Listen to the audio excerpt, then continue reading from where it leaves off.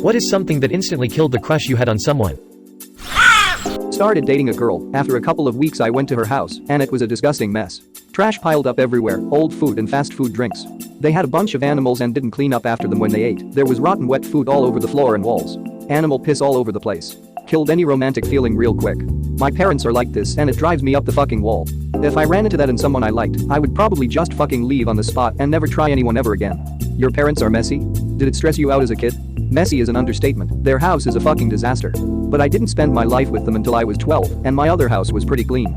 So I grew up knowing normal, and that's why my current family drives me insane with it. My mother fucked me up in other ways though, so getting out of her house was good. I'm a disaster, and both families contributed to it, but I've learned from both, and luckily will never let myself get to as bad of a situation as we have currently. She was crazy hot, but let her 2 dogs poop in her apartment, and she would leave it there for days. I'm talking dog poop dried and hard just chilling in her kitchen, living room, bedroom, whatever. And she thought I was weird for having an issue with it. Girl I knew in high school had the house to herself one week and threw a party that Friday night. She refused to pick up the little indoor dog's poop, but would at least drape a paper towel over it. So when we got there that Friday there were little poop teepees all over the house. We gave her so much shit about it that night. Like you're already halfway done with picking it up at that point. I love it when people are too good to pick up poop. No one is above picking up poop. No one. This semi-popular preppy guy at my middle school and I hit it off pretty well, and then he just sat there with his buddies bullying kids with disabilities. Then his clique was super nice to the hot young para-educator that worked in the special ed classroom, and they volunteered, only to make the kids' lives miserable. He asked me out later. I declined. This is fucking terrible. Wonder what kind of psycho he became. Maybe he went into education to further progress his torture hobbies. Sounds like the start of a serial killer to me. Seemingly normal but actually psychopathic. No better place than law enforcement. He argued with a waiter because they didn't stock Cabernet, only Cabernet Sauvignon. He insisted just Cabernet was a thing. Now, I don't know any better myself, but I know I wouldn't get along with someone so convinced he's right that he'd argue with the man who literally serves wine for a living. Also, just Cabernet is definitely not a thing. Source: worked in the wine industry for 7 years. Since Cabernet Sauvignon is a hybrid of Cabernet Franc and Sauvignon Blanc, I always assumed Cabernet is just Cabernet Franc. I mean, I even checked Wikipedia to get this right, and I mean earlier, not just now. Am I horribly wrong on this?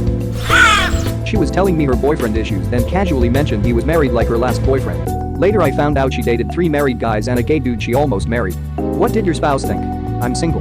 My plan was to rescue her from a bad relationship. Well, there's your first problem. He's the gay one? She told me all about her fantastic, exciting life, but the more I got to know her, the more holes I noticed in her tales. Turned out she was just an adept pathological liar, and I literally didn't know her at all. The girl she had painted a picture of, across 3 weeks and multiple dates, was entirely fictional. The magic died when I asked about a small inconsistency, giving her the benefit of the doubt, and she blew up at me, turned everything I had told her about my life into an attack on my character, and then acted as if she said it for my benefit. All that just to deflect from my question. I genuinely wonder how do people like these are able to get through life. Former liar here. Not easily. We tend to have been bullied, don't know how to cope and want to just fit in for a brief moment, no matter how fleeting. Can I ask how you got to where it's now a former thing? Sincere congratulations on that, in any case. My ex one time wanted me to hang out in the bathroom while he was showering, so he could tell me about his day. After a few minutes the most god-awful smell to ever grace my nostrils appeared, and I started coughing. In between trying to breathe and trying to ask what happened, he interrupted me and laughed saying, "Sorry babe, I couldn't wait any longer," and he showed me that he took a dump in the shower. I was pretty grossed out, but accidents happen I guess. Then he started smashing it with his foot so it would go down the drain. Oh don't worry babe, I do this all the time. I was done at that point. This thread is traumatizing me. I had never ever heard of this before and I'm upset. Like I can get behind peeing in there, the flowing water triggered you, you're already wet, you're gonna get the toilet seat and floor wet unless you dry off all the way. At that point it's easier to just pee and rinse. But shit announces itself well in advance and doesn't just fall out. Shower drains aren't built to accept turds. No. I wouldn't say this was instant, but I started to figure out she really wants attention on her at all time. If people start talking about shit she has no idea about, she will just start talking out her ass to be center of conversation. And if people still don't care, she will just leave the conversation and join another one where people will listen to mostly her. That is a big no-no about people I get involved with. I am rather laid-back person and probably could not handle spending significant time with someone like that. Sounds like my wife's friend. If the topic isn't her or something she can comment on, she'll just blurt out something to get the focus back on her. She's 43 and very, very single. I know a woman who does the same thing, but it's hilarious because her transition is always "that's okay." Example?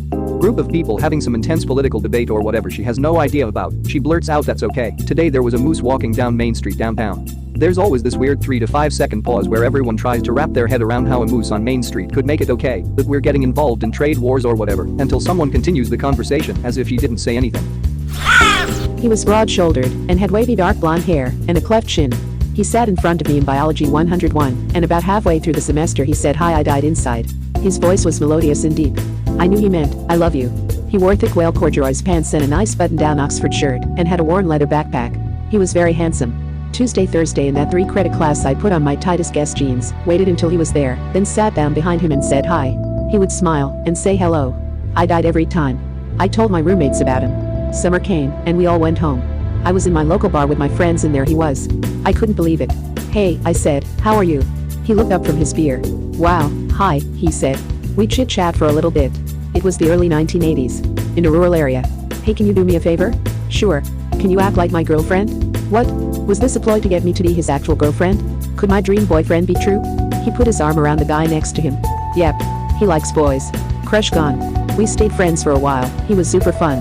And I always thought he was so handsome. In truth, it might have been maybe dangerous for him to come out. So when I look back at it, I'm glad he thought he could trust me.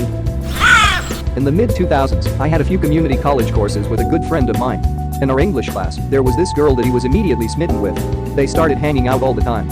I'm pretty sure they might have actually been fucking, but I'm not 100% sure. Anyways, one of our assignments was to write a paper about our biggest hero and to present it to the class. I wrote about my World War II veteran grandfather. My friend wrote about his music teacher from high school. And then she gets up and starts talking about Hitler. Later, our professor said his favorite moment of the year was the look of absolute horror on our faces as she spoke. Whatever he had with her ended instantly. In high school, at least one kid seems to pick Hitler for every essay or project to seem edgy. Famous person? Hitler?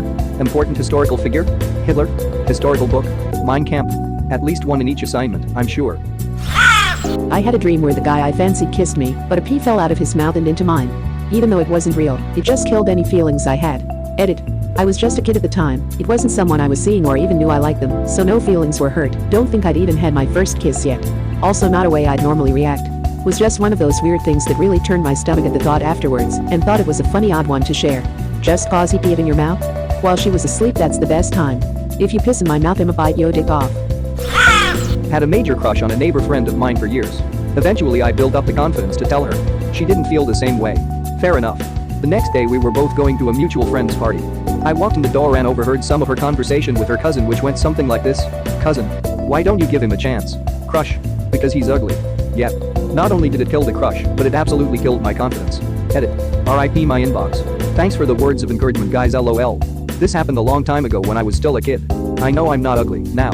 It admittedly stuck with me for years and genuinely affected how I thought of myself. All is good now, though. This hits too close to home. Had a crush on a friend of mine. We hung out a lot. One thing led to another, and he was aware of my crush on him. Someone asked him something and he responded, I would go for with her, but I wanted GF that's actually hot, right in front of me. It hit two birds with one stone, lol. I had a crush on this guy in my church for years as a teenager. I started liking him at like 12 or 13 and was undyingly in love, or so I thought. When I turned 18, I was about to move out and he asked me on a lunch date. That night when I got home, my mom was on the phone kinda bragging to her friend that I finally got the date I wanted for so long. Her friend was like, you need to keep your daughter away from him. Turns out he was babysitting for a neighbor, a family I actually babysat for, and a family in our church too, and he took one of the little girls into the bathroom and made her take off her diaper or panties or something and was touching her when the older sister walked in. The family moved away and he was in a very complicated legal case after that. I don't know the results because the family moved away and I moved to college and nobody heard anything. Even if it wasn't true though, I lost all crushes and anything else for the loser. Diaper, that's really messed up, what the fuck. Complete and utter laziness. There was a girl in my class once I was crushing on mad hard. She was real cute and I didn't have the courage to actually have a conversation with her. Fast forward to the end of the semester, we are doing a group project and we wind up in the same group. After days and days of trying to find a good time for all of us to meet, we eventually meet at the library just a few days before the project is due. I'm already mad going in because I've been ready to get started for a while now. She shows up, sits down, and contributes nothing the entire time. Doesn't chime in with anything useful, doesn't offer to do anything, just sits there. We eventually agree to do our own parts on our own and bring it all together later on. She was supposed to do a few slides and nothing more. I don't think she even had to research anything, just take what we already did and make it look good. The night before, she still doesn't contribute a goddamn thing, and I ended up having to BS her slides last minute. Didn't exactly have a crush on her after that. I tried once to be the person in the group that does nothing. After 3 years of doing my work plus others in university, I got sick of it. This lasted for all of 5 minutes before I felt terribly guilty. I don't know how some people can just feel okay with contributing nothing. Wasn't me, but I saw it happen to my friend. It was his going away party. He got accepted to an Ivy League school, and he had a crush on Miss, our hometown. She was still is drop dead gorgeous. He decided this bonfire party would be his night. He was going for it. They were somewhat friends and she flirted with him sometimes. Right as he's telling us, we hear her go, "I've never even read a book in my life." Some girl asked about as a child a required reading for classes. I said I've never read a book in my life. My friend grabbed a whiskey bottle and downed a good bit, saying he was gonna need it. He almost got there and then came back later that night, saying she was absolutely too stupid to talk to. He should have given her the Moby Dick instead. Nothing works like the classic. She casually mentioned how many guys she has dated to get free perks. She called it breakfast, lunch, dinner. And that's exactly what it was. She would set up multiple dates on the same days, so she would be wined and dined. I'm kind of impressed at her commitment. Even barring any moral compass, I don't think I would have the energy go on 3 dates a day. Especially with people I'm not interested in. That sounds like a terrible way to spend a day. Really? Just buy some damn Lunchables. Okay, but that still leaves 2 other meals. That happened to my buddy, and a group of us discussed some of the warning signs. Like only being available on a super specific day and time, but having a job and social life that leaves you free. So I met a pretty nice girl online and seemed kinder into me too. When I asked her out, she immediately recommended a place she'd never been to before and only on Tuesday night at 5 p.m. She said she was a freelance programmer and worked from home, so all warning signs checked. Anyway, I get there a bit early and grab a seat and ask the waiter to bring me split checks. Deal is done. She comes by about 10 minutes late and we talk and she's not so bad. But she dominates the conversation and doesn't ask me any questions to get to know me.